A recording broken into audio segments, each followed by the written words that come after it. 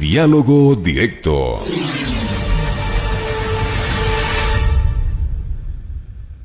Ya son las 12 horas con 37 minutos, 12 con 37 minutos. El Consejo de Protección de Derechos de Quito aseguró que más de 6.000, escuchen bien, 6.800 denuncias de violencia de género se presentaron en el país entre el 11 de marzo y el 12 de abril durante las primeras semanas de esta cuarentena que se vive en el territorio nacional debido al coronavirus. Según los expertos en materia de derechos humanos, se trata de un índice elevado de llamadas remitido al Servicio Integrado de Seguridad EQ 911, y esto debería, como sociedad, despertarnos una alarma por los niveles de violencia de género que se registran pese a la cuarentena y que se pueden incluso fortalecer o incrementarse durante este periodo. Para hablar de este tema nos acompaña Dolores Miño, ella es jurista experta en derechos humanos. Doctora Miño, buenos días, buenas tardes ya, gracias por acompañarnos en Punto Noticias, segunda emisión. ¿Cómo ve esta situación de violencia de género que, a pesar de la crisis sanitaria por la que vivimos, no se ha frenado y, lejos de frenarse, por el contrario, se vuelve posiblemente más cruel, más violenta, porque la víctima tiene que convivir con el abusador? Buenas tardes, muchísimas gracias por la invitación. Ciertamente el fenómeno del aumento de la violencia de género ha sido una de las grandes preocupaciones alrededor de la pandemia, alrededor de las medidas de cuarentena que se han tenido que adoptar. Y esto no solo ha pasado en el Ecuador, en realidad este es un fenómeno que se lo ha ido registrando en diferentes países. Países como China, ciertas provincias en particular de China, España, Italia, Reino Unido, países donde iniciaron ya estos procesos de cuarentena incluso antes del Ecuador. Ya se veía que había un aumento entre el 30 y el 38% de las llamadas de auxilio por casos de violencia de género. Y eso tiene una explicación alrededor de cómo o cuáles son las dinámicas de la cuarentena. Lo primero y lo más obvio es que las mujeres están encerradas forzosamente con su agresor. Muchas veces las mujeres que son víctimas, digamos, en una situación de normalidad, por lo menos pueden de rato en rato salir y escaparse de esa situación de violencia si se van al trabajo, si se van a hacer las compras, con otro tipo de actividades. Pero al estar encerradas y pasar más tiempo con el agresor, que también no está en el trabajo, está todo el tiempo en la casa, las posibilidades de que hayan estos exabruptos de violencia aumentan. Entonces, esto por un lado. Por otro lado, también tenemos que la situación alrededor de la pandemia genera mayor tensión dentro de los hogares. Y esto para un hogar, digamos, con una dinámica sana, con una dinámica normal de la relación de la pareja, se siente la tensión, se siente la angustia, se siente el miedo derivado de la incertidumbre, derivado del dolor que causa la pérdida de familiares, de seres queridos, y sobre todo la tensión que causa la inestabilidad y la crisis económica que se vive, de cara a que muchos hogares han perdido sus fuentes de ingreso, las cabezas de familia han perdido sus empleos, o si son trabajadores no empleados que generan su propio capital, no pueden salir a trabajar. Entonces, todas estas situaciones agravan más aún cualquier situación de violencia que ya existiera previamente dentro de los hogares. Y esto, bueno, se ha visto en las cifras que presentó hace pocos días del EQ 911. Se habla de más de 6.000 casos, 6.000 denuncias del sistema de emergencias de EQ 911 reportados solo entre el 12 de marzo y el 11 de abril. Y eso da cuenta que en Ecuador, al igual que en otros países del mundo, existe una relación directa entre el encierro ordenado pues por la necesidad sanitaria y los incrementos de la violencia de género.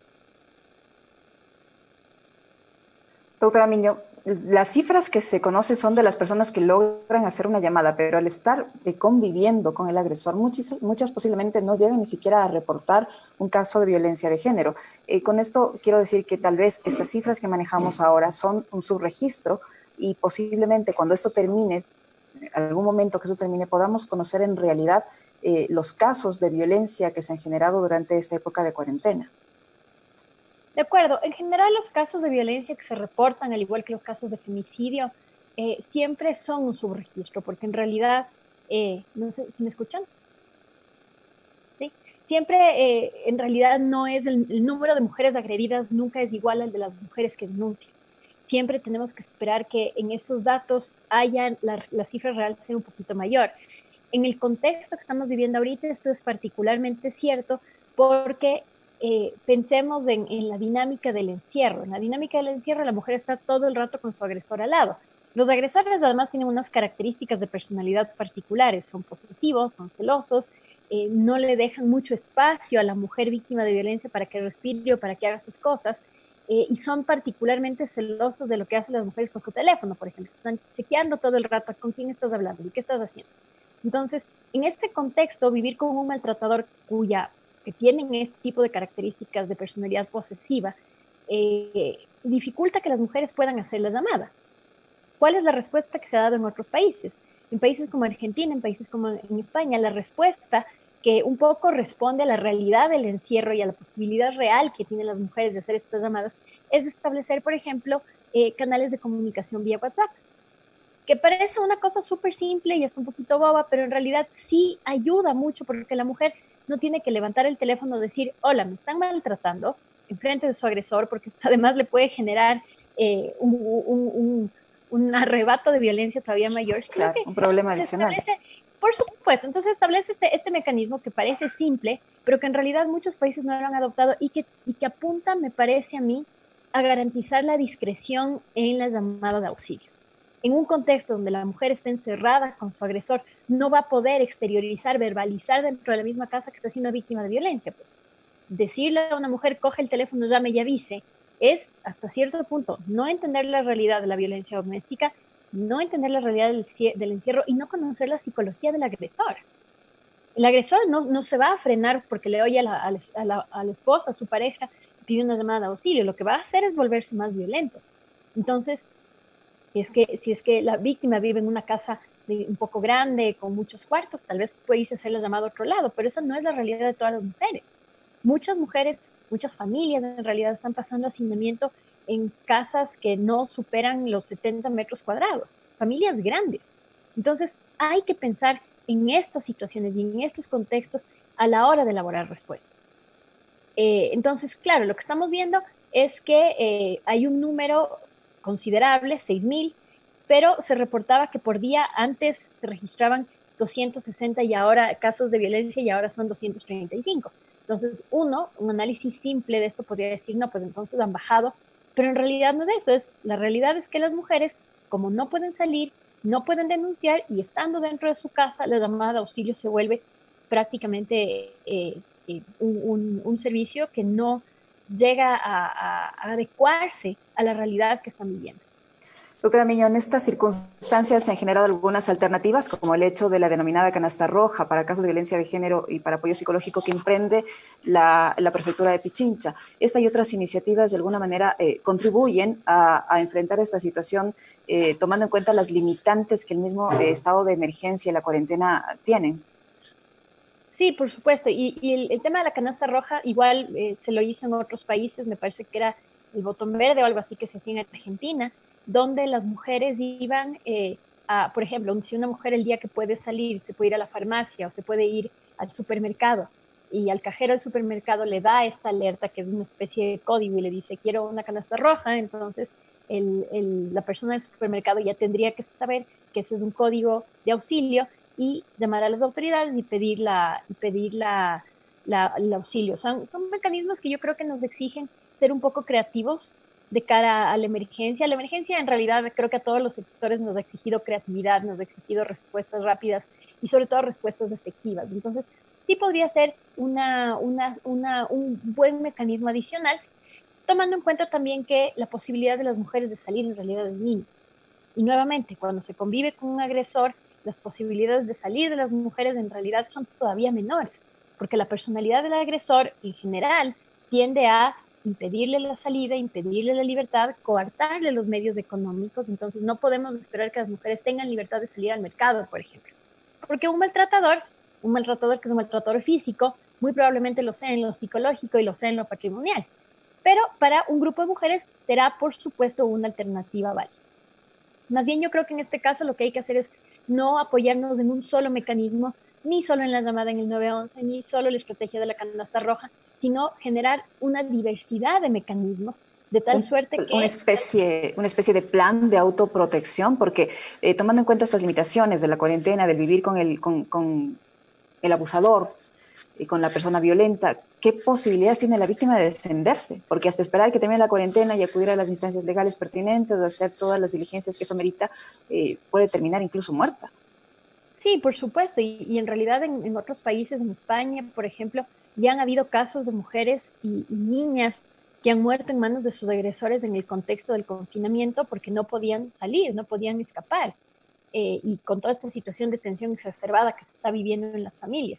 Entonces, yo lo que creería un poco viendo la experiencia de otros países es que tenemos que ofertar desde el sector público y también desde las organizaciones de sociedad civil la mayor cantidad de recursos para que las mujeres tengan vías de auxilio.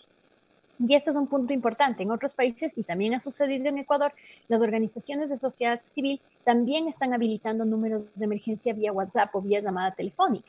Entonces, lo que tenemos ahí también es un poco esta urgencia de que la sociedad civil colabore en este tema en la medida de lo que se pueda con el Estado, toda vez que en una situación de emergencia como la que estamos, los mecanismos oficiales de llamadas de auxilio van a estar per se saturados con personas que creen que están enfermos, los que sí están enfermos en realidad.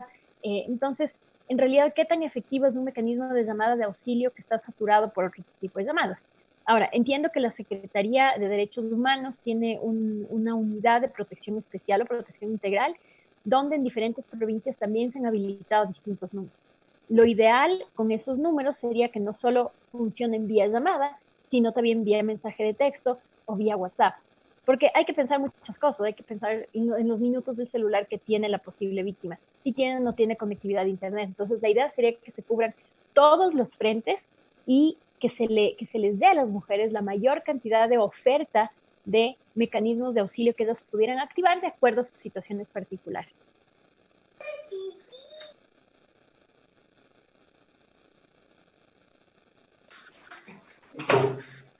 Tuvimos un problema en la señal, estamos nuevamente ahí, doctora Miño. Le queremos agradecer por sus sugerencias, por la información que nos va a proporcionar respecto a la situación de violencia que viven las mujeres ecuatorianas. En realidad es un fenómeno, como usted lo dijo al inicio de este diálogo, que se está repitiendo en varios países del mundo y que se buscan maneras pues, de poderlo enfrentar. Gracias, doctora Miño. La doctora Dolores Miño, experta, jurista, experta en derechos humanos, nos ha acompañado en la entrevista de la segunda emisión de Punto Noticias a través de Pichincha Universal. Tenemos que terminarla, tenemos ya mismo una cadena del Gobierno Nacional, así es que le agradezco por su presencia vía virtual en nuestra emisión. Muchísimas gracias a ustedes por la invitación. Gracias, doctora. Son las 12:50. Vamos a una breve pausa. Enseguida volvemos con más información o con la cadena. Somos generadores de información. Punto Noticias.